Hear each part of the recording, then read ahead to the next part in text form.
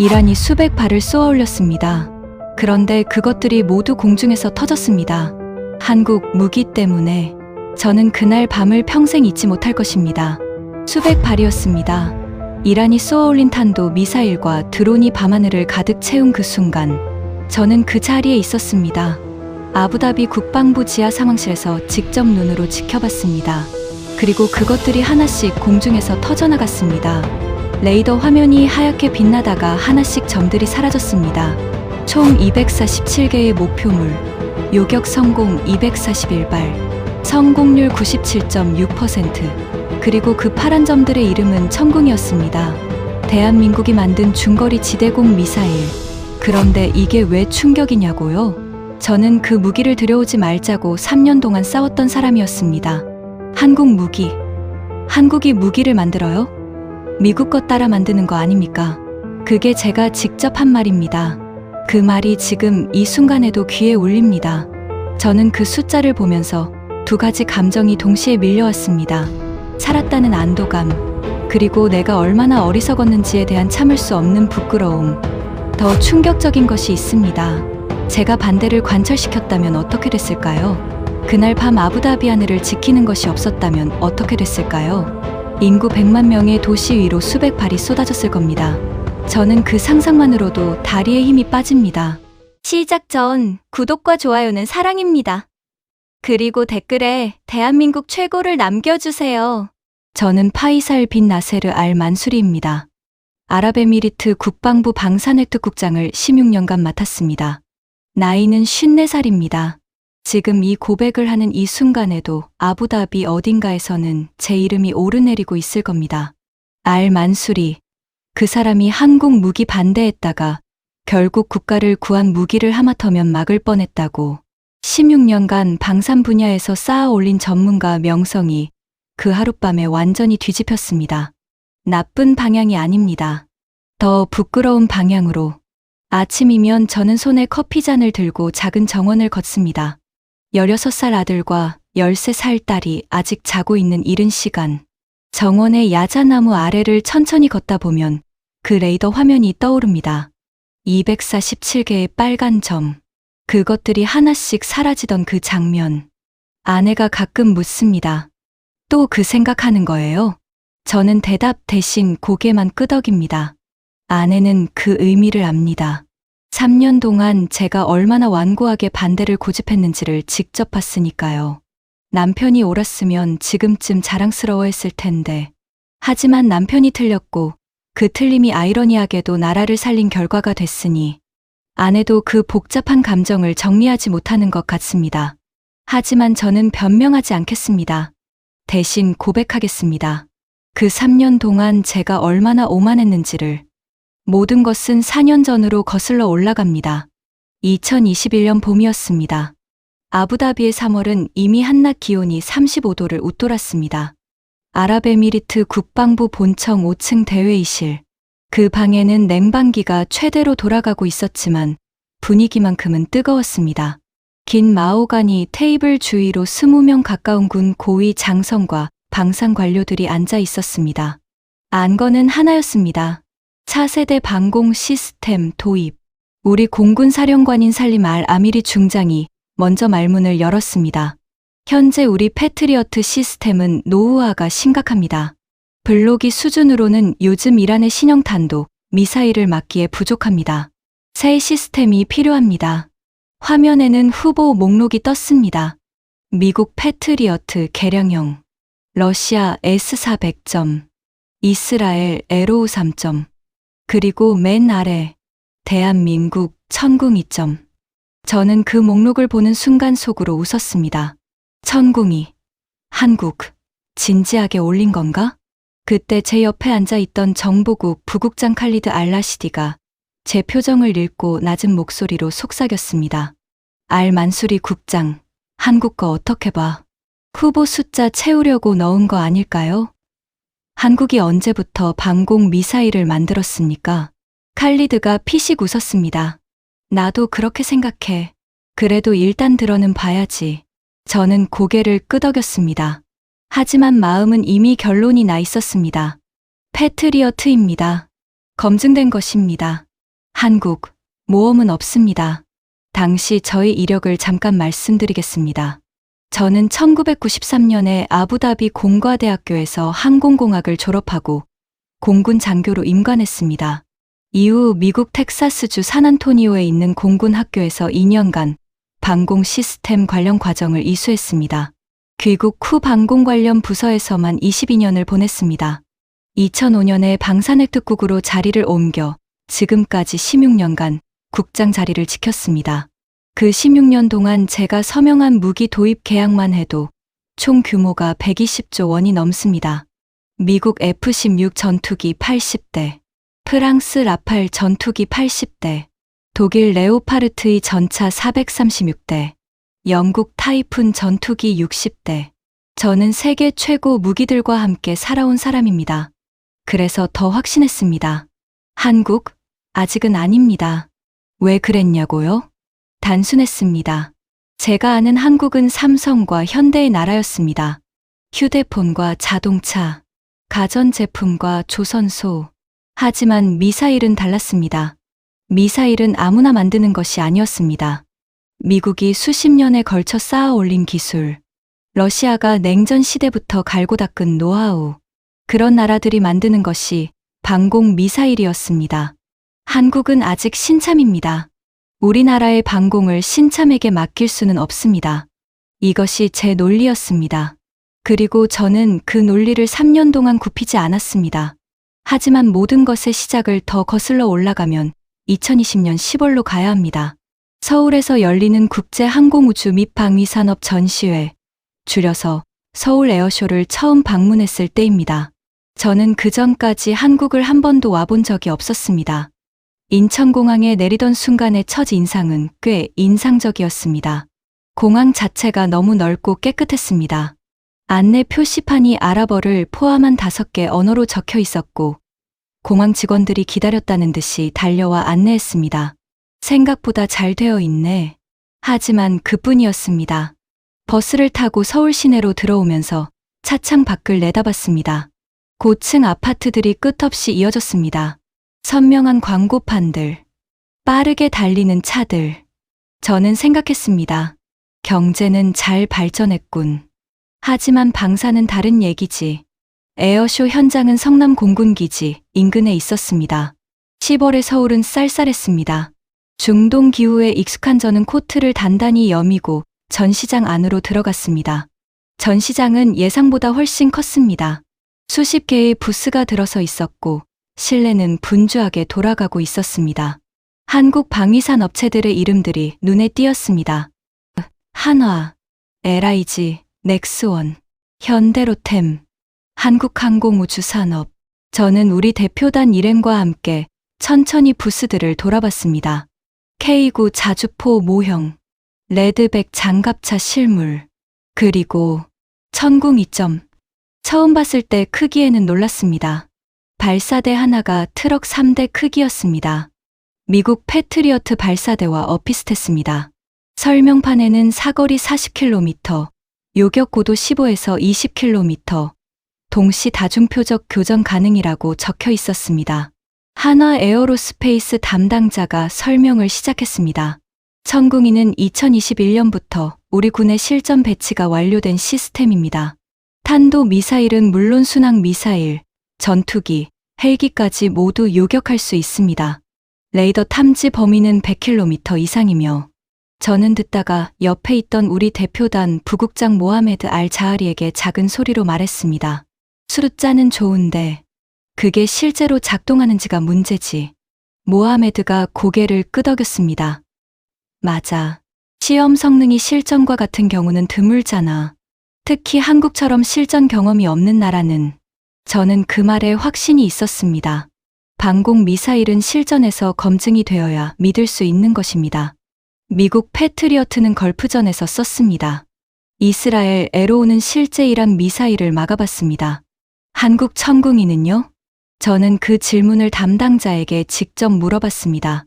천궁이 실전 사용 실적이 있습니까? 담당자가 잠깐 멈칫했습니다. 현재까지 실전 사용 실적은 없습니다만 우리 군 운용과 각종 시험 평가에서 알겠습니다. 저는 설명을 더 듣지 않고 돌아섰습니다. 그것이 저의 마지막 판단이었습니다. 실전이 없다. 믿을 수 없다. 그 판단이 이후 3년간 저의 모든 행동을 지배하게 됩니다. 서울에서 돌아와 약 6개월이 지난 2021년 봄. 그 대회의실로 다시 돌아옵니다. 그런데 서울 이야기를 좀 더 해야겠습니다. 그 방문이 제 판단의 근거가 됐으니까요. 인천공항에서 시내로 이동하는 동안 저는 창밖을 내다봤습니다. 10월의 서울 외곽은 단풍이 들기 시작한 시기였습니다. 붉게 물든 산들이 고속도로 양쪽으로 이어졌습니다. 아름답긴 하네. 그러나 저는 곧 판단을 바꾸지 않았습니다. 경치가 아름다운 것과 무기를 잘 만드는 것은 별개의 문제였으니까요. 숙소는 강남 지역의 대형 호텔이었습니다. 로비에 들어서자마자 웅장한 규모에 놀랐습니다. 높은 천장, 대리석 바닥, 그리고 여러 나라 언어로 손님을 맞이하는 직원들. 중동에서 오셨군요. 환영합니다. 직원이 아랍어로 인사했습니다. 저는 내심 놀랐지만 표정을 지켰습니다. 호텔은 잘 짓는군. 그래도 무기는 다르지. 에어쇼 현장은 성남 공군기지 인근에 있었습니다. 버스를 타고 이동하면서 저는 우리 대표단과 이야기를 나눴습니다. 당시 우리 대표단은 저를 포함해 모두 5명이었습니다. 칼리드 알라시디 정보국 부국장은 저와 오랫동안 함께 일한 사람이었습니다. 아흐마드 알 누아이미는 방산획득국 과장으로 당시 34살이었습니다. 나세르 알 야흐야이는 공군 장비 담당 대령이었습니다. 리아드 알 카타니는 우리 대사관 소속 무관이었습니다. 버스 안에서 칼리드가 팸플릿을 넘기며 말했습니다. 한국이 이번에 꽤 많은 것들을 선보인다는데. 리아드가 끼어들었습니다. 제가 사전 정보를 들었는데 천궁이 외에도 K9, KFA50 같은 것들도 다 나온다더군요. 칼리드가 저를 돌아봤습니다. 국장님은 어떻게 보세요? 저는 팔짱을 끼며 말했습니다. 가서 보면 알겠죠. 기대는 안 합니다. 에어쇼 전시장은 예상보다 훨씬 컸습니다. 수십 개의 부스가 들어서 있었고 실내는 분주하게 돌아가고 있었습니다. 한국 방위산 업체들의 이름들이 눈에 띄었습니다. 한화, LIG, 넥스원, 현대로템, 한국항공우주산업, 세계 여러 나라에서 온 방산 관계자들이 부스를 돌아보고 있었습니다. 폴란드 군복을 입은 장교들, 인도 대표단, 노르웨이에서 온 듯한 북유럽 사람들, 생각보다 많은 나라들이 와 있었습니다. 저는 우리 대표단 일행과 함께 천천히 부스들을 돌아봤습니다. K9 자주포 모형, 레드백 장갑차 실물, 그리고 천궁 2점. 처음 봤을 때 크기에는 놀랐습니다. 발사대 하나가 트럭 3대 크기였습니다. 미국 패트리어트 발사대와 어피스테스입니다. 설명판에는 사거리 40km, 요격고도 15에서 20km, 동시 다중표적 교전 가능이라고 적혀 있었습니다. 한화 에어로스페이스 담당자가 설명을 시작했습니다. 천궁이는 2021년부터 우리 군의 실전 배치가 완료된 시스템입니다. 탄도 미사일은 물론 순항 미사일, 전투기, 헬기까지 모두 요격할 수 있습니다. 레이더 탐지 범위는 100km 이상이며 하나의 시스템이 동시에 여러 개의 표적을 추적하고 교전할 수 있습니다. 옆에 있던 아흐마드가 눈을 반짝이며 질문했습니다. 미사일 한 발당 반응 시간은 어느 정도 됩니까? 담당자가 대답했습니다. 표적 포착 후 발사까지 수초 이내입니다. 아흐마드가 나세르 대령에게 속삭였습니다. 대령님, 이거 꽤 좋은데요. 나세르 대령도 고개를 끄덕였습니다. 레이더 사양도 괜찮네. 저는 그 광경을 바라보면서 마음속으로는 다른 생각을 하고 있었습니다. 숫자는 누구나 좋게 만들 수 있습니다. 카탈로그는 항상 최대 성능을 적어놓는 법입니다. 실제로 그게 작동하는지가 문제입니다. 저는 담당자에게 직접 물어봤습니다. 천궁이 실전 사용 실적이 있습니까? 담당자가 잠깐 멈칫했습니다. 현재까지 실전 사용 실적은 없습니다만 우리 군 운용과 각종 시험 평가에서 탁월한 성능이 입증되었습니다. 특히 지난 2019년 탄도 미사일 요격 시험에서. 알겠습니다. 저는 설명을 더 듣지 않고 돌아섰습니다. 그때 아흐마드가 저를 따라오며 작은 소리로 물었습니다. 국장님, 그냥 지나치는 건가요? 저는 꽤 가능성이 있어 보이는데. 아흐마드, 실전이 없다는 게 무슨 의미인지 알아? 증명을 아직 못했다는 거 아닌가요? 바로 그거야. 증명을 못한 무기에 우리 국민의 안전을 맡길 수는 없어. 아흐마드가 더 말하려다가 입을 다물었습니다. 저보다 20살 가까이 어린 부하였으니까요. 지금 생각하면 그때 아흐마드의 판단이 맞았습니다. 하지만 저는 그것을 4년이 지나서야 알게 됩니다. 저는 미리 준비해온 자료를 꺼냈습니다. 여러분, 저는 한국 천궁이에 반대합니다. 그 이유를 3가지로 말씀드리겠습니다. 첫 번째로 저는 이렇게 말했습니다.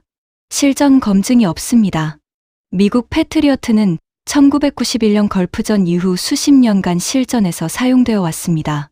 이스라엘 에로우는 실제 이란 탄도, 미사일을 수차례 요격한 실적이 있습니다. 천궁이는 단 한 번도 실전에 쓰인 적이 없습니다. 두 번째로 이렇게 말했습니다. 한국 방산의 경험이 일천합니다. 한국이 독자 방공 미사일을 개발한 것은 불과 20년도 안 됩니다. 반면 미국 레이시오는 70년이 넘는 역사를 가지고 있습니다. 경험의 차이가 곧 신뢰성의 차이입니다. 세 번째로 이렇게 말했습니다. 정치적 리스크가 있습니다. 한국은 미국의 동맹국입니다. 우리가 한국 무기를 쓰면 미국과의 방위 협력에서 미묘한 변수가 생길 수 있습니다. 회의실이 조용해졌습니다. 공군 사령관 산림 중장이 제 말을 들으며 턱을 괴고 있었습니다. 그가 천천히 입을 열었습니다. 알 만수리 국장 말도 맞습니다. 하지만 가격을 생각해야 합니다. 패트리어트 최신형은 포대 하나에 얼마인지 아십니까? 저는 숫자를 알고 있었습니다.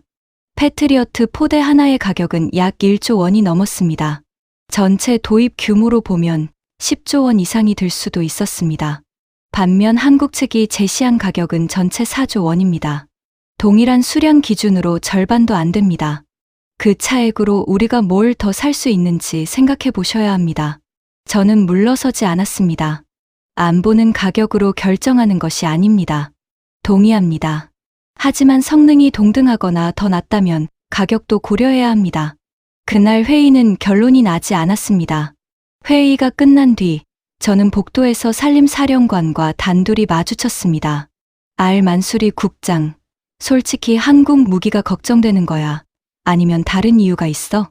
저는 잠깐 망설이다가 대답했습니다. 걱정됩니다, 사령관님. 진심으로. 만약 실제 상황에서 그 무기가 실패한다면 우리 국민이 죽습니다. 저는 그 책임을 질 수 없습니다. 산림사령관이 고개를 끄덕였습니다. 그 걱정은 이해해. 하지만 한 가지 물어볼게. 자네는 한국이 어떤 나라인지 충분히 알아봤어? 에어쇼에서 직접 보고 왔습니다. 제품만 봤지. 나라를 봤어? 그 말이 저를 찌르듯 날아왔습니다. 하지만 저는 그 의미를 그때는 이해하지 못했습니다. 2021년부터 2022년까지 내부 논쟁은 계속됐습니다. 저는 그 1년 동안 미국 레이시온과 독일 MBDA, 이스라엘 라파엘 측 자료를 집중적으로 수집했습니다. 패트리어트의 장점을 담은 보고서만 17편을 작성했습니다. 국방부 고위 관료들을 개별적으로 만나 설득 작업도 했습니다. 2021년 7월에는 미국 레이시온 임원진을 아부다비로 직접 초청해서 발표회를 열었습니다. 패트리어트 최신 개량형인 팩3MU의 성능 발표였습니다. 저는 그 발표가 모든 것을 결정지을 것이라고 생각했습니다. 레이시온 부사장이 발표했습니다. 패트리어트 팩3MU는 걸프전, 이라크전, 그리고 수십 년간의 중동 지역 실전에서 검증된 시스템입니다. 2000회 이상의 실전 교전 기록을 보유하고 있으며 저는 고개를 끄덕이며 들었습니다. 이것이 바로 제가 원하는 답이었습니다. 검증, 실전, 기록. 그런데 뜻밖의 일이 생겼습니다.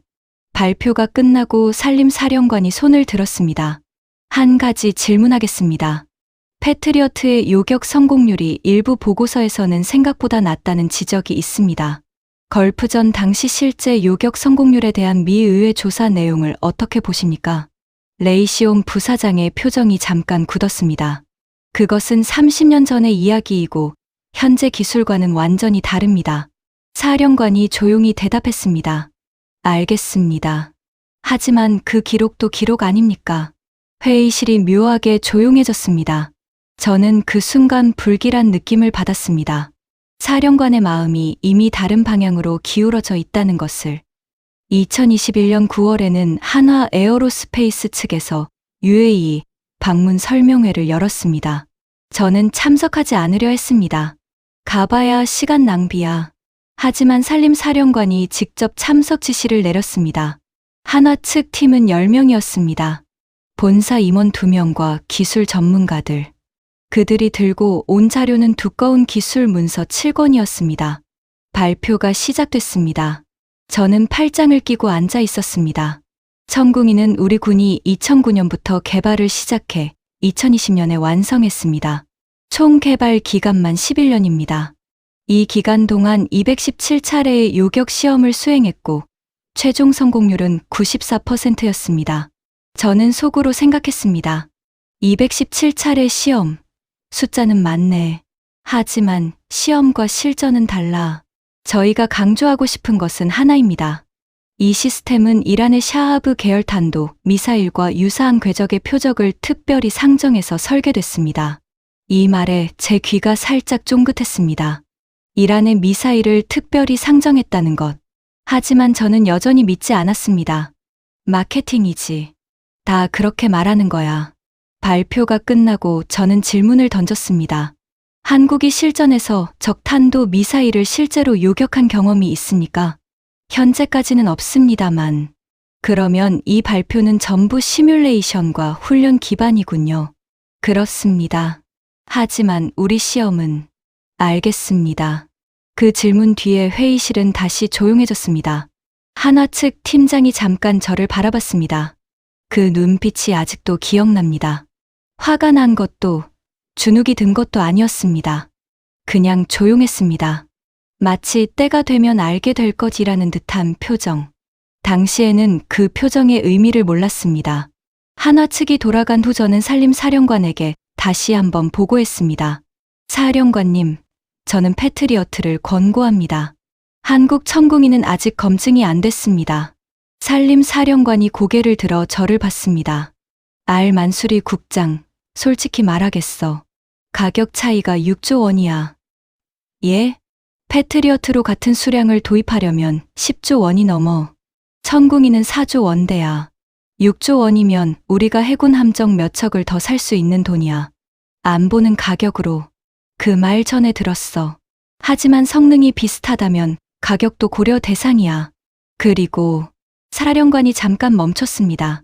한화 측이 제안한 조건이 하나 더 있어. 기술협력 협정이야. 우리 기술자들을 한국으로 보내서 교육시키겠다는 거야. 그리고 10년 후에는 UAE에서 천궁 시스템 부품 일부를 생산할 수 있게 해주겠다는 조건. 저는 잠깐 말을 잃었습니다. 기술협력, 부품 현지 생산. 미국은 그런 제안을 한 적이 없었습니다. 레이시온 측은 그런 제안을 했습니까? 사령관이 고개를 저었습니다. 절대 안 한다고 했어. 핵심 기술은 미국만 갖고 있어야 한다고. 그 순간 제 가슴 어딘가에서 뭔가가 흔들렸습니다. 하지만 저는 그 흔들림을 억눌렀습니다. 기술 협력이 무기의 성능을 보장하지는 않습니다. 사령관이 피식 웃었습니다. 국장, 자네는 참 완고한 사람이야. 그 말에 저는 기분이 나쁘지 않았습니다. 완고하다는 것은 원칙이 있다는 뜻이라고 생각했으니까요. 지금은 다르게 생각합니다. 완고함이 때로는 변화를 보지 못하게 만드는 벽이 된다는 것을. 한화 측은 그 뒤로도 몇 차례 더 아부다비를 방문했습니다. 저는 가능하면 그 만남을 피했습니다. 이미 결론이 난 사안이라고 생각했으니까요. 하지만 논쟁은 계속됐습니다. 2021년 11월에는 아흐마드 과장이 직접 한국을 방문하고 돌아왔습니다. 경기도 성남에 있는 실제 운용 부대를 견학한 것이었습니다. 사무실로 돌아온 아흐마드의 눈이 빛났습니다. 국장님, 말씀드려도 될까요? 말해봐. 직접 보니까 달랐습니다. 레이더 시스템 반응 속도가 정말 빠르더군요. 운용 병사들도 굉장히 숙련되어 보였습니다. 저는 잠깐 들었습니다. 그래서 천궁이가 생각보다 훨씬 완성도가 높습니다. 국장님도 직접 한번 가보시는 건. 나는 이미 에어쇼에서 봤어. 에어쇼와 실제 운용 부대는 다릅니다, 국장님. 에어쇼는 전시용이지만 부대에서는 진짜 작동 방식을 볼 수 있습니다. 저는 잠깐 망설였습니다. 그 망설임이 단 1초만이라도 길었다면 결과가 달라졌을지도 모릅니다. 아흐마드, 자네는 방공 시스템 전문가야? 저는 전문가가 아닙니다만. 그러면 전문가인 나의 판단을 믿어. 아흐마드가 고개를 숙이고 사무실을 나갔습니다. 그 친구가 나간 뒤 저는 잠깐 창밖을 바라봤습니다.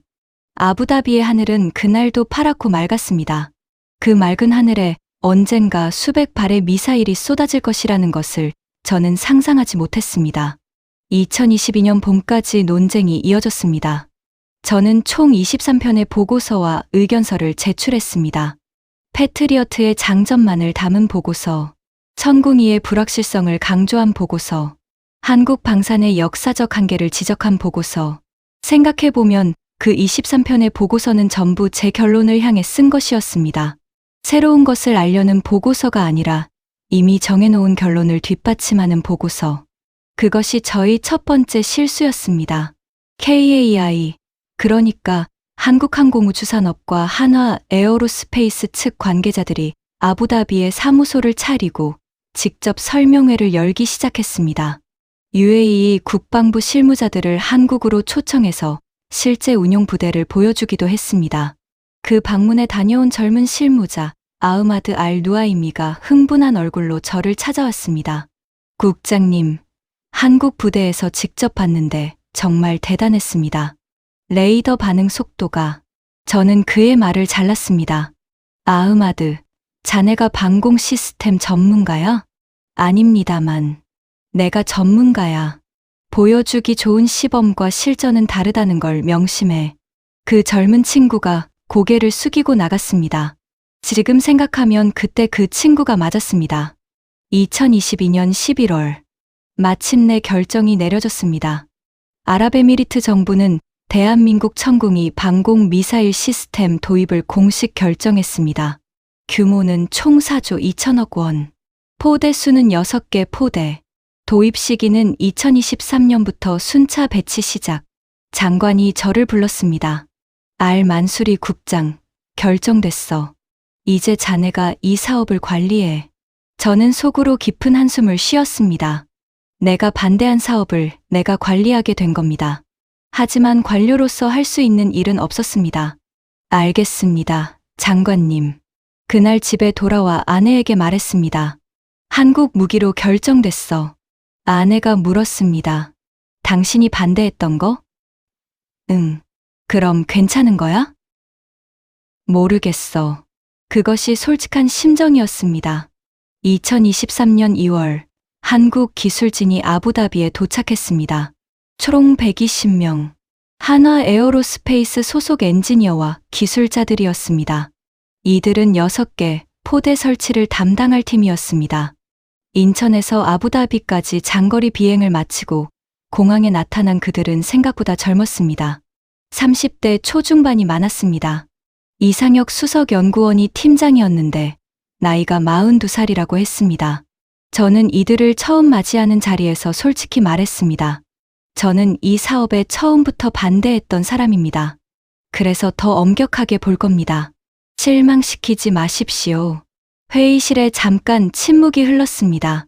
이상혁 수석연구원이 조용히 대답했습니다. 알겠습니다. 결과로 보여드리겠습니다. 담담했습니다. 화를 내거나 당황하지 않았습니다. 그냥 결과로 보여드리겠습니다. 그 6글자가 마음에 걸렸습니다. 자신이 없으면 나올 수 없는 말이었기 때문입니다. 설치 작업이 시작됐습니다. 6개 포대를 아부다비 인근 여러 전략 요충지에 배치하는 작업이었습니다. 각 포대는 레이더 시스템, 지휘 통제 차량, 발사대 사기, 발전기, 지원 차량으로 구성됐습니다. 하나의 포대를 완전히 설치하고 가동 상태로 만드는데 얼마나 걸릴지 저는 지켜봤습니다. 예정 기간은 90일이었습니다. 그런데 67일 만에 한 번 포대 설치가 완료됐습니다. 저는 현장을 직접 확인하러 갔습니다. 레이더가 돌아가고 있었습니다. 발사대가 정상 각도로 서 있었습니다. 지휘 통제 차량 안에서는 화면이 빛나고 있었습니다. 담당 장교가 보고했습니다. 국장님, 한번 포대 설치 완료되어 가동 준비 상태입니다. 저는 이상혁 수석연구원에게 물었습니다. 기간이 예정보다 3주 이상 앞당겨졌습니다. 이유가 무엇입니까? 이 수석이 대답했습니다. 팀원들이 현지 적응을 빨리 했습니다. 그리고 부품 수급도 문제없이 이루어졌습니다. 부품은 어디서 가져옵니까? 인천에 재고를 미리 확보해두고 48시간 이내 배송이 가능하도록 준비해뒀습니다. 48시간 이내 배송. 미국 레이시오는 납기 지연 문제로 여러 나라에서 민원이 제기됐다는 보고서를 제가 직접 읽은 적이 있었습니다. 하지만 저는 그것도 인정하지 않았습니다. 빠른 게 다가 아니지. 성능이 문제야. 6개 포대 모두 설치 완료까지 걸린 시간은 9개월이었습니다. 예정보다 3개월이 빨랐습니다. 그 사이 가장 인상적이었던 장면 하나를 말씀드리겠습니다. 설치 작업이 한창이던 2023년 5월의 어느 오후, 저는 3번 포대 설치 현장에 들렀습니다.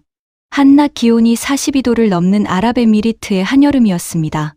그 뜨거운 태양 아래서 한국 기술자들이 작업을 하고 있었습니다. 얼굴은 빨갛게 달아올라 있었습니다. 땀이 흘러내렸습니다. 점심 시간이 됐습니다. 작업 차량 그늘 아래 앉아서 도시락을 꺼냈습니다. 한국에서 가져온 것 같은 포장이었습니다. 저는 그 옆을 지나다가 무심코 물었습니다. 힘들지 않습니까? 가장 젊어 보이는 기술자가 고개를 들었습니다. 더운 건 괜찮습니다. 빨리 끝내야죠. 빨리 끝내야죠. 그 짧은 말에 저는 잠깐 걸음을 멈췄습니다. 그 기술자는 30살도 안 돼 보였습니다. 왜 그렇게 서두르느냐고 물어보고 싶었지만 물어보지 않았습니다. 나중에 이상혁 수석연구원에게 들었습니다. 한국 기술진 전원이 이 포대들이 실제 방공 임무를 맡기 전에 완벽하게 가동되어야 한다는 것을 각자 잘 알고 있었다고. 그것이 지연되면 UAE 국민이 위험에 노출될 수 있다는 것을. 그래서 빨리 끝내야 한다는 것. 저는 그 이야기를 듣고 처음으로 진심으로 감사하다는 생각을 했습니다. 그러면서도 여전히 하지만 성능은 두고 봐야지라고 생각했습니다. 인간이 얼마나 쉽게 바뀌지 않는지를 보여주는 사례였습니다. 2023년 9월부터 운용훈련이 시작됐습니다. 우리 UAE 공군 대원들이 한국 기술진으로부터 운용 교육을 받았습니다. 저는 중간중간 현장을 방문했습니다. 처음 방문했을 때 저는 놀라운 광경을 봤습니다. 대원들이 한국어로 적힌 매뉴얼을 펴놓고 아랍어 번역본과 함께 공부하고 있었습니다. 그 옆에서 한국 기술자가 아랍어로 직접 설명하고 있었습니다. 아랍어로. 저는 가까이 가서 들어봤습니다. 완벽하지는 않았지만 충분히 의사소통이 되는 수준이었습니다. 1년 동안 아랍어를 공부했다고 했습니다. 이 파견을 위해서 저는 그 순간 처음으로 조금 흔들렸습니다. 이 사람들 제대로 준비했구나. 하지만 저는 그 감정을 눌렀습니다. 아랍어 몇 마디 한다고 무기 성능이 좋아지는 것은 아니었습니다. 2024년 2월 첫 번째 통합훈련이 있었습니다. 미국 공군 협조 아래 실제 탄도 미사일 궤적을 모사한 표적기를 사용하는 훈련이었습니다. 표적기 20기. 그것을 천궁이로 요격하는 훈련. 결과는 20기 중 19기 요격. 요격률 95%였습니다. 미국 측 감독관이 말했습니다. 패트리어트와 비슷하거나 약간 높은 수준입니다. 상당히 인상적입니다. 저는 그 말을 들었습니다. 그리고 처음으로 가슴 한편에서 뭔가가 흔들리기 시작했습니다. 묘한 불안감이었습니다. 내가 틀렸을 수도 있다는 불안감. 하지만 저는 아직도 인정하지 않았습니다. 훈련은 훈련이야. 실전과는 달라. 그 말을 얼마 후에 취소하게 됩니다. 아주 극적인 방식으로. 2024년 4월 14일 일요일 새벽 1시 27분. 저는 집 침대에서 잠을 자고 있었습니다. 아부다비의 밤은 조용했습니다. 창문 밖으로는 먼 곳에서 고층 빌딩들의 불빛이 반짝이고 있었습니다. 그날 낮에 저는 아내와 함께 아이들 학교 면담을 다녀왔습니다. 아들이 다음 학기에 어느 대학을 갈지를 놓고 이야기가 길어졌습니다. 저녁에는 가족이 함께 식사를 했습니다. 아이들이 웃고 떠드는 평범한 저녁, 그리고 밤 11시쯤 잠자리에 들었습니다. 평화로운 밤이었습니다. 휴대전화가 울렸습니다. 국방부 비상연락 번호였습니다. 국장님, 지금 즉시 지하 상황실로 오셔야 합니다. 목소리가 긴박했습니다. 저는 잠옷 차림으로 일어나 급히 옷을 입었습니다. 아내가 눈을 비비며 물었습니다. 무슨 일이에요? 모르겠어. 빨리 가봐야 해. 조심해요. 차를 몰고 국방부 청사로 달려갔습니다. 새벽 2시에 아부다비는 텅 비어 있었습니다. 하지만 국방부 청사만은 불이 환하게 켜져 있었습니다. 주차장에 이미 차들이 가득했습니다. 이 시간에 이렇게 많은 차들이 뭔가 크게 잘못됐다는 것을 직감했습니다. 지하 2층 상황실. 문을 열고 들어가는 순간 저는 그 분위기에서 바로 알았습니다. 심각한 일이 벌어지고 있었습니다. 20명 가까운 장교와 분석관들이 모니터를 들여다보고 있었습니다. 대형 스크린에는 지도가 펼쳐져 있었고 빨간 점들이 이리저리 움직이고 있었습니다. 전화기들이 계속 울렸습니다. 누군가 아랍어로 빠르게 통화하고 있었습니다. 산림 사령관이 저를 발견하고 손짓했습니다. 만수리 국장, 왔어. 봐. 그가 가리킨 화면에는 충격적인 숫자가 찍혀 있었습니다. 이란 발사 확인 미사일 및 드론, 총 247기. 저는 입이 벌어졌습니다. 지금 이란이 이스라엘 공습에 대한 보복이야. 총 발사 규모는 역사상 전례가 없는 수준이야. 탄도 미사일, 순항 미사일, 드론이 혼합돼 있어. 궤적 일부가 우리 영공을 통과할 것으로 보여. 우리 피해는 아직 없어. 천궁이가 지금 가동 중이야. 심장이 쿵 내려앉았습니다. 분석관 중 한 명이 보고했습니다. 6번 포대 레이더 정상 가동 확인. 표적 추적 중. 또 다른 분석관이 말했습니다. 1번, 2번, 3번 포대 교전 준비 완료. 저는 그 자리에 굳어버렸습니다. 천궁 2점. 제가 4조 원이 아깝다고, 믿을 수 없다고 반대했던 바로 그 무기가 지금 이 나라를 지키기 위해 작동하고 있었습니다. 우리가 할 수 있는 건 다 했어. 이제 지켜봐야지. 산림 사령관의 목소리는 차분했습니다. 저는 그 차분함이 지금도 인상에 남습니다. 이미 결정을 내린 사람의 차분함. 최선을 다했을 때 나올 수 있는 차분함. 저는 옆에 서 있었습니다. 손에서 땀이 났습니다. 심장이 불규칙하게 뛰었습니다. 새벽 2시 18분. 레이더 화면에서 첫 번째 교전이 시작됐습니다. 분석관이 소리쳤습니다. 표적 포착. 천궁이 한번 포대 교전 개시. 대형 스크린에서 빨간 점 하나가 빠르게 움직이다가 파란 점과 만나는 순간 사라졌습니다. 일기 요격 확인. 상황실에 짧은 환호성이 터졌습니다. 하지만 곧 조용해졌습니다. 아직 246기가 남아 있었으니까요. 새벽 2시 31분. 표적 다수 포착. 2번, 3번 포대 동시 교전. 레이더 화면이 바빠지기 시작했습니다. 빨간 점들이 물밀듯이 들어왔고 파란 점들이 그것을 향해 날아갔습니다. 하나, 둘, 셋, 넷. 빨간 점들이 하나씩 사라졌습니다. 저는 그 화면을 넋을 잃고 바라봤습니다. 다리에서 힘이 빠졌습니다. 손에 땀이 났습니다. 옆에 서 있던 칼리드 부국장이 작은 소리로 말했습니다. 이거 진짜 되는 거야? 저는 대답하지 못했습니다. 새벽 2시 52분. 4번 포대 2기 동시 교전. 요격 확인. 5번 포대 교전 중. 6번 포대 드론 집단 접근. 12기. 분석관들의 목소리가 빨라졌습니다. 산림 사령관이 침착하게 지휘했습니다. 포대별 미사일 잔여량 확인해. 1번 포대 잔여 16발. 2번 포대 18발. 3번 포대 20발. 저는 그 숫자들을 들으면서 계산했습니다. 충분할까? 모두 막을 수 있을까? 새벽 3시 02분. 이 시간이 가장 위급했습니다. 분석관이 다급한 목소리로 말했습니다. 국장님, 57기 동시 접근입니다. 내번 포대 과부하 우려. 57기. 동시에 57기가 들어온다는 것입니다. 상황실이 긴장으로 얼어붙었습니다. 저는 눈을 질끈 감았습니다. 제 가슴 속에서 공포와 자기혐오가 동시에 끌어올랐습니다.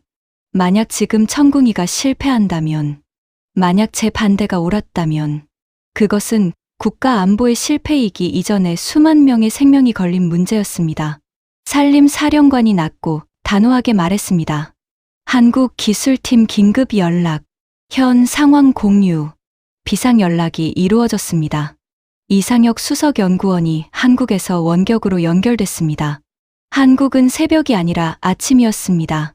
이미 한화기술팀은 상황을 파악하고 대기 중이었습니다. 이상혁 수석의 목소리가 스피커를 통해 들렸습니다. 현 상황 파악했습니다. 천궁두 시스템은 동시 다중표적 처리 기능이 설계 기준 이상으로 검증됐습니다. 현재 수량은 처리 가능 범위입니다.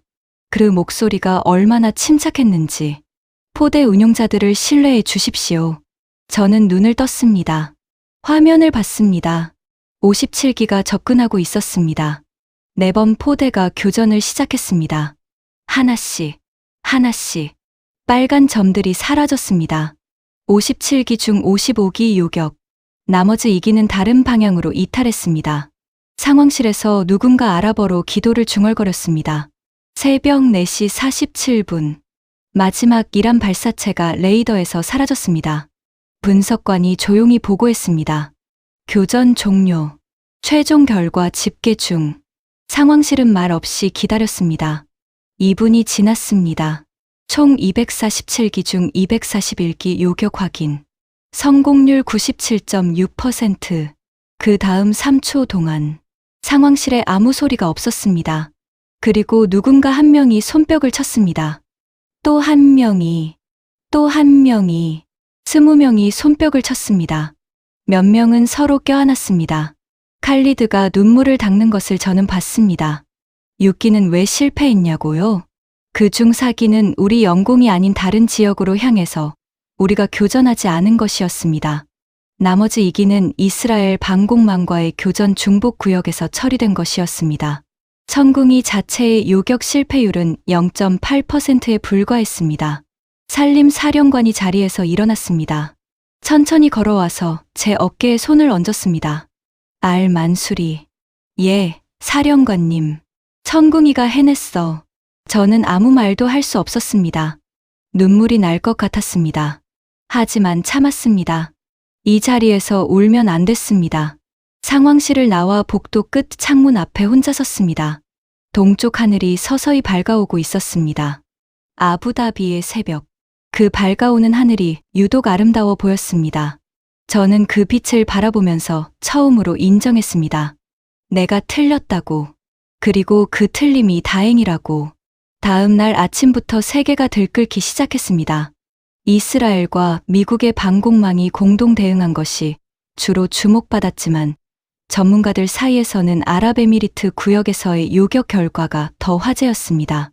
미국 국방 전문 매체 디펜스 뉴스는 한국 방산이 이번에 전 세계에 스스로를 증명했다.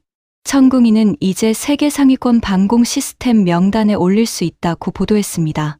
영국 제인스 디펜스 위클리에서는 한국 천궁이의 이번 실전 성과에 대해 이례적으로 높은 평가를 실었습니다. 실전 첫 대비에서 97%를 넘는 요격률을 기록했다. 이는 미국 패트리어트의 공식 요격률과 거의 동일하거나 상황에 따라 높다. 아시아 방산의 새로운 기준점이 될 것이다. 미국 내에서도 반응이 나왔습니다. 월스트리트 저널은 한국이 중동 방공 시장의 새로운 경쟁자로 부상했다는 분석을 실었습니다. 펜타곤 소식을 주로 다루는 더 워 조우는 천궁이의 이번 성과는 미국 방산 업체들에게 적신호라는 전문가 의견을 담았습니다. 독일 공영방송 채널도 보도가 나왔습니다. 한국 무기가 중동 하늘을 지켰다. 한국 방산의 급격한 성장이 이번 사건으로 증명됐다. 프랑스 르몽드는 흥미로운 각도로 보도했습니다. 아랍에미리트가 프랑스 다소 라팔 전투기를 운용하는 국가임에도 방공 시스템으로는 한국을 선택한 것은 의미심장하다. 유럽 방산 업체들의 반성이 필요한 대목이다. 일본에서는 반응이 복잡했습니다. 아사히 신문은 한국 방공 미사일의 실전 성공은 일본 방산 업체들에게도 자극이 되고 있다고 썼습니다. 요미우리 신문은 한국이 방산 분야에서 무시할 수 없는 존재가 됐다고 인정했습니다. 일본 방산 전문가들 사이에서는 자국의 방공 미사일 개발 속도에 대한 반성론이 나왔다고 합니다. 중국 관영 환구시보는 사뭇 다른 논조였습니다. 미국 기술을 기반으로 한 한국 무기의 성과라고 표현하면서도 동아시아 방산 지형이 달라지고 있다는 내용을 담았습니다. 그러나 중국 독자들의 반응은 달랐습니다. 웨이보에는 한국이 진짜로 해냈네라는 반응이 수없이 달렸습니다.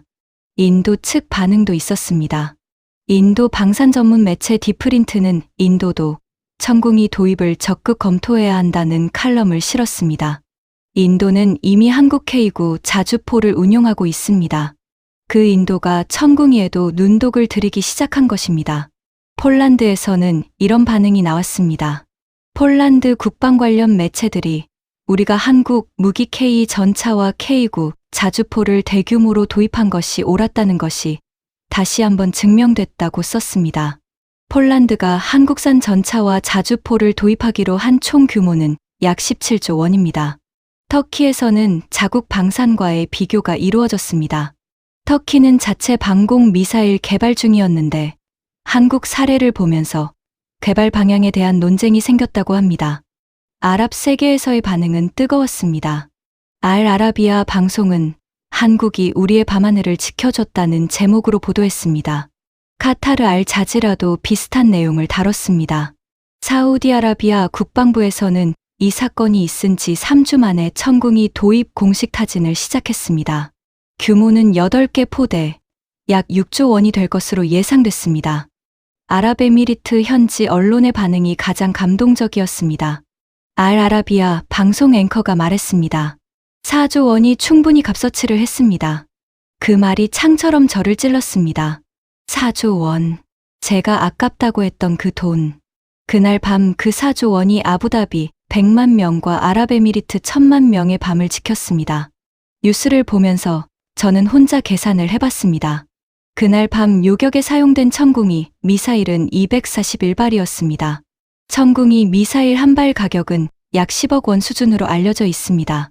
그러면 그날 밤 소모된 미사일 가격은 약 2,410억 원. 그런데 만약 이란의 공격이 성공했다면 어떻게 됐을까요? 제가 반대했던 대로 패트리어트를 도입했다면 어떻게 됐을까요? 아니, 그보다 더 나쁜 경우를 생각해야 했습니다. 만약 우리가 아무 시스템도 준비하지 못했다면 아부다비에는 인구가 100만 명이 넘습니다.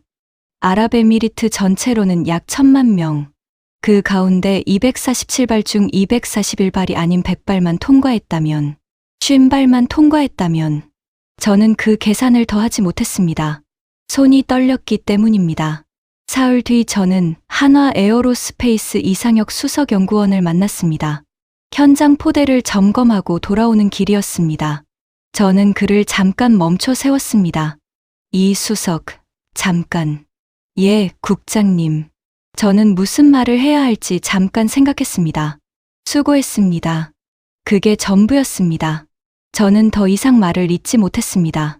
이상혁 수석연구원이 조용히 고개를 숙였습니다. 저희도 최선을 다했습니다. 무탈하게 끝나서 다행입니다. 다행이라고 했습니다. 국민의 생명을 지킨 것이 다행이라고. 저는 그 순간 처음으로 한국이라는 나라가 어떤 마음으로 이 무기를 만들었는지를 조금 이해할 것 같았습니다. 그 뒤로 저는 한국 방산에 대해 다시 공부하기 시작했습니다. 내가 무시했던 그 나라의 이야기를. 한국이 독자적인 방공 미사일 개발을 시작한 것은 1990년대였습니다. 그 전까지는 미국 호크 미사일을 들여다 썼습니다. 하지만 미국이 기술 이전을 거부하자 한국은 스스로 개발하기로 결정했습니다. 그 결정이 쉬운 것이 아니었습니다. 방공 미사일 개발에는 고도의 레이더 기술, 유도 알고리즘, 탄두 기술, 발사 시스템, 기술이 동시에 필요합니다. 어느 하나라도 부족하면 안 됩니다. 한국은 20년 넘는 시간 동안 그것을 차근차근 쌓아갔습니다. 2010년대에는 단거리 방공인 천궁이를 완성했고 2020년대에 들어와 중거리 방공인 천궁이를 완성했습니다. 제가 에어쇼에서 봤던 그 시스템, 실전 경험이 없다며 제가 무시했던 그 시스템. 하지만 진짜 중요한 것은 따로 있었습니다. 저는 자료를 뒤지다가 한 가지 사실을 알게 됐습니다. 한국이 천궁이를 개발하는 20년 동안 포기를 고려한 적이 없었다는 것입니다. 예산이 줄었을 때도, 개발이 실패했을 때도, 국제적으로 비웃음을 샀을 때도 한국은 묵묵히 계속했습니다. 저는 그 20년의 무게가 그날 밤 97.6%라는 숫자로 나타난 것임을 깨달았습니다. 한국 방산이 어느 수준에 올라와 있는지를 저는 이번에 제대로 알게 됐습니다. K9 자주포는 세계 자주포 수출 시장에서 2위를 차지하고 있습니다. 노르웨이, 핀란드, 에스토니아, 폴란드, 호주, 인도, 이집트가 쓰고 있습니다. K 전차는 폴란드가 1000대 이상 도입하기로 한 계약을 체결했습니다. 폴란드는 나토 동맹국입니다. 그 나토가 한국 전차를 선택했습니다. FA-50 경전투기는 필리핀, 폴란드, 말레이시아가 도입했거나 도입 중에 있습니다. K-20 무한장갑차는 인도가 관심을 보이고 있습니다. 그리고 천궁 2점. 아랍에미리트에 이어 사우디아라비아도 도입 협의를 시작했다는 소식을 들었습니다. 총액으로 보면 2023년 한국의 방산 수출 규모는 약 140억 달러, 우리 돈으로 19조 원 가까이 됩니다. 10년 전의 10배가 넘는 수준입니다. 저는 이 숫자들을 보면서 제가 얼마나 좁은 시야로 세상을 봤는지를 실감했습니다. 저는 한국을 삼성과 현대의 나라로만 알았습니다. 하지만 한국은 이미 K방산의 나라가 되어 있었습니다. 제가 모르는 사이에, 아니, 정확히는 제가 알려 하지 않는 사이에 지금 저는 어떻게 지냈냐고요. 2025년에 저는 국방부 방산획득국장에서 물러났습니다. 나이가 됐고 스스로 은퇴를 결심했습니다. 현재는 아랍에미리트 방산 컨설팅 회사를 설립해 조용히 운영하고 있습니다. 매일 아침 7시에 일어납니다. 집 근처 공원을 30분쯤 걷습니다. 그리고 커피를 한 잔 마시면서 뉴스를 봅니다. 한국 관련 방산 뉴스가 나올 때마다 저는 화면을 오래 바라봅니다. 얼마 전에는 이런 뉴스가 나왔습니다. 사우디아라비아가 천궁이 6개, 포대 도입에 관한 협상을 공식화했다는 내용이었습니다. 규모는 약 3조 원으로 추정된다고 했습니다. 이라크도 관심을 표명했습니다. 쿠웨이트도 마찬가지였습니다. 한국이 중동 방공 시장의 핵심 플레이어가 되고 있었습니다. 우리가 한국 무기를 들여온 것이 계기가 됐습니다. 그날 밤에 97.6%가 증명해줬으니까요. 저는 그 뉴스를 보면서 커피잔을 내려놓고 창밖을 바라봤습니다. 아부다비의 하늘은 맑고 깊었습니다. 그 하늘 어딘가에 지금 이 순간에도 천궁이 레이더가 빙글빙글 돌면서 이 도시를 지키고 있을 겁니다. 묘한 감정이 밀려왔습니다. 저는 요즘 아침마다 이 생각을 합니다. 내가 무엇을 잘못했는가? 첫 번째 잘못은 숫자에만 집착한 것이었습니다. 저는 경험 연수를 받습니다. 미국 70년, 한국 20년. 그래서 미국이 낫다고 결론 냈습니다.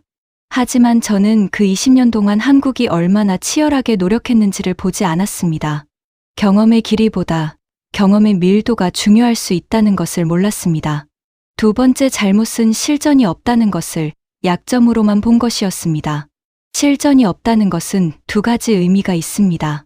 한 가지는 검증이 안 됐다는 의미입니다. 하지만 다른 한 가지는 실패도 없었다는 의미입니다. 패트리어트는 수십 년의 실전이 있었지만 그 실전에는 실패도 포함되어 있었습니다. 걸프전 당시 패트리어트의 실제 요격 성공률이 패트리어트가 90% 이상 성공했다는 당시 주장과 달리 훨씬 낮았다는 사실은 나중에 미 의회 조사에서도 논란이 됐습니다. 저는 그것을 알면서도 외면했습니다. 세 번째 잘못은 한국을 제대로 공부하지 않은 것이었습니다. 산림사령관이 그때 제게 말했습니다. 제품만 봤지. 나라를 봤어? 저는 그 말을 흘려들었습니다. 하지만 그 말이 맞았습니다.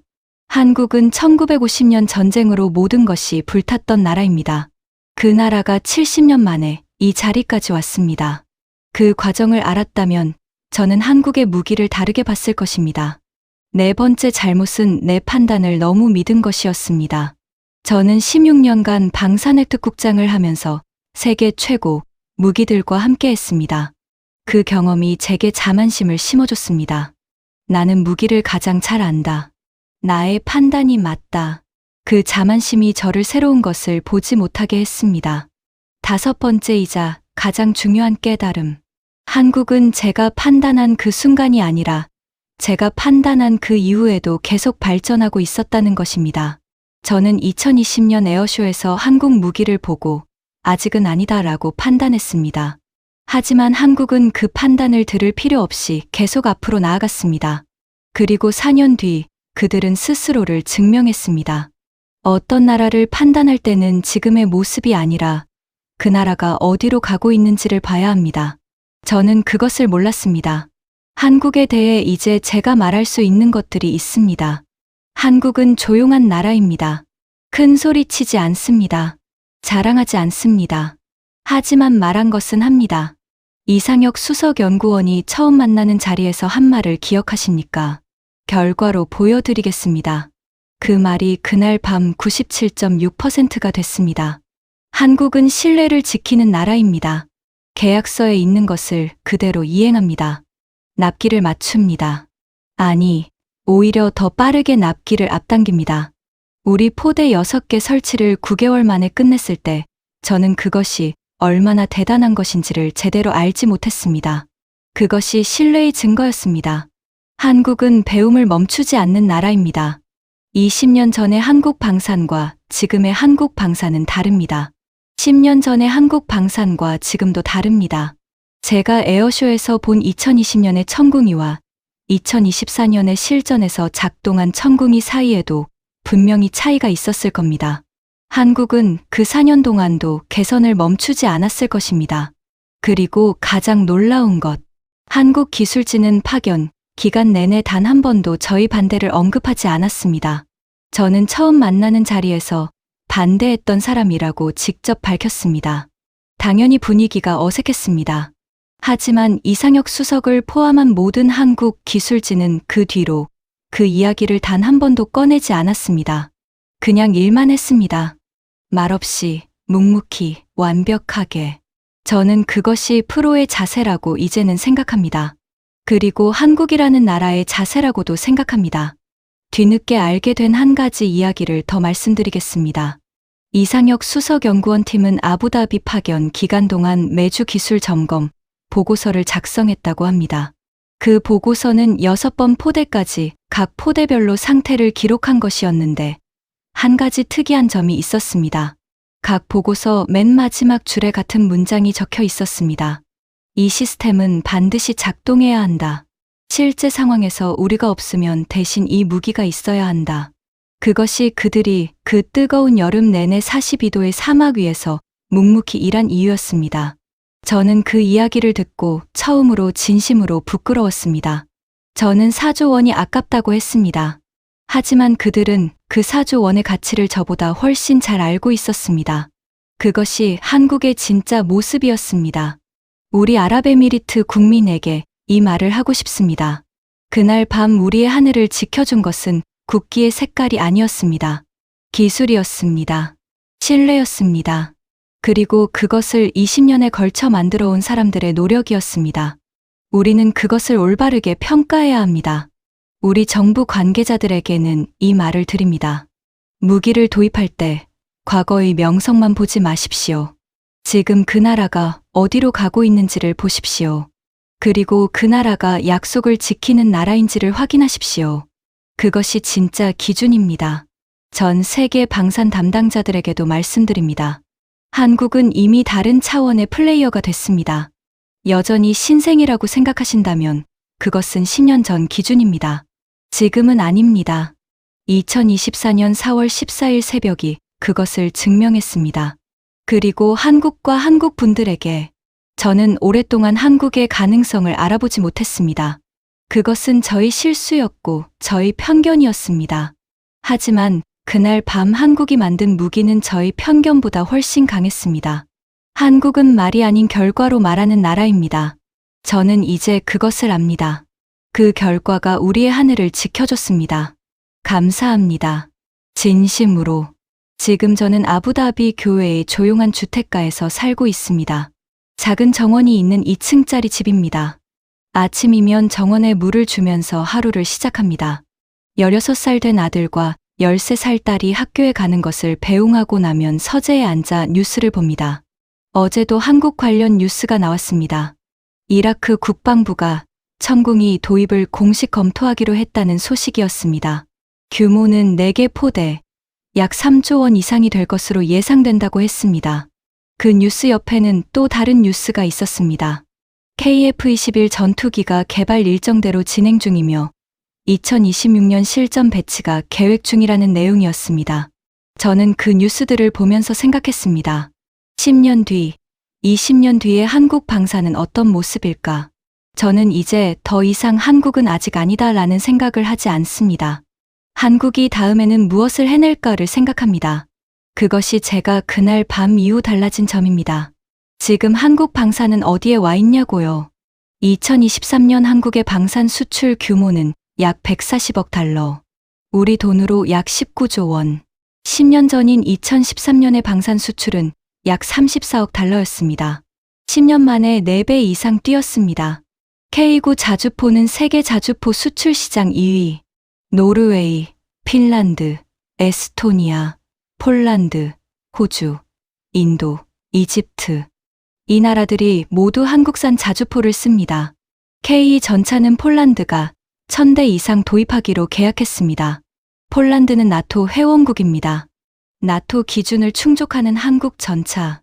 FA-50 경전투기는 필리핀, 폴란드, 말레이시아가 도입했거나 도입 계획 중입니다. 레드백 장갑차는 호주와 경쟁 입찰에서 선정돼 수주에 성공했습니다. 호주의 전차와 장갑차 교체 사업 규모만 수십조 원입니다. 그리고 천궁 2점. 아랍에미리트가 첫 수출국이 됐고 사우디아라비아도 협의 중입니다. 이라크도 검토 중입니다. 중동 전체가 한국 방공 시스템에 관심을 갖게 됐습니다. 그날 밤의 97.6%가 그 관심을 만들었습니다. 이것이 지금 한국 방산의 현 주소입니다. 저는 그 숫자들을 볼 때마다 한 가지를 생각합니다. 제가 반대를 관철시켰다면 이 흐름이 달라졌을 것입니다. 아랍에미리트가 천궁이를 선택하지 않았다면 그날 밤이 없었을 것입니다. 그날 밤이 없었다면 사우디아라비아도 이라크도 관심을 갖지 않았을 것입니다. 역사가 어떻게 바뀌었을지 모릅니다. 그 점에서 저는 결과적으로 한국에게 미안하고 감사하다는 복잡한 감정을 느낍니다. 미안하다는 것은 3년 동안 반대했던 것에 대해, 감사하다는 것은 그럼에도 불구하고 한국이 실력으로 증명해줬기 때문에, 그리고 산림사령관에게도 감사합니다. 제 반대를 억누르고 결정을 내린 그 판단에, 그 판단이 옳았습니다. 마지막으로 한마디만 하겠습니다. 저는 16년간 방산 전문가로 살았습니다. 세계 최고 무기들을 분석하고 평가하고 도입하는 일을 했습니다. 그 경험 속에서 저는 하나의 교훈을 얻었습니다. 진짜 실력은 조용한 곳에 있습니다. 미국이 패트리어트를 팔 때는 온 세상에 광고를 합니다. 러시아가 S-400을 팔 때는 정치적 압력을 동원합니다. 하지만 한국은 달랐습니다. 조용히 왔습니다. 묵묵히 설치했습니다. 말없이 지켰습니다. 그리고 새벽 4시 47분에 조용히 임무를 마쳤습니다. 그것이 진짜 실력의 모습입니다. 한국은 호구가 아니었습니다. 한국은 을이 아니었습니다. 한국은 그저 자신을 증명할 때를 기다리고 있었습니다. 저는 그 모습을 너무 늦게 알아봤습니다. 하지만 알아봤다는 것, 그것이 지금의 저에게 남은 유일한 위안입니다. 대한민국 방산, 대단합니다. 이 이야기가 의미 있으셨다면 주변에 꼭 공유해 주세요. 댓글로 여러분의 생각도 나눠주세요. 대한민국 방산의 저력을 함께 응원해 주십시오. 우리의 관심이 대한민국의 위상을 더 높입니다. 구독과 좋아요도 부탁드립니다. 감사합니다.